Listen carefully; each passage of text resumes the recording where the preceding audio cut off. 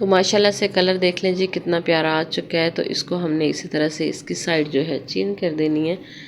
बस एहतियात से ही ये काम करना। और दूसरी बात ये कि आपने आंच यहाँ पे बिल्कुल स्लो रखनी है, हाई फ्लेम पे ये काम हरगिज़ मत करना। तो सभी फ़िश के जो है हमने पलटा दिया है इसको अच्छे तरह से। अब हमने क्या करना है कि यहाँ पे 2 अदद फोग लेंगे और इस तरह से इसको हमने प्रेस कर देना है ताकि इसके अंदर ऑयल जाए और इसके अंदर से भी अच्छा सा क्रिस्पी सापन जो है वो आए। इस तरह से इसको पिक करते रहेंगे ताकि इसके अंदर ऑयल जाएगा। वो कैसा जाएगा कि जब हम इसके अंदर पिक करेंगे तो इसके अंदर होल बन जाएगा और वो होल की मदद से ऑयल अंदर जाएगा। देख लें जितना मैंने किया है तो जो घी है वो और ज़्यादा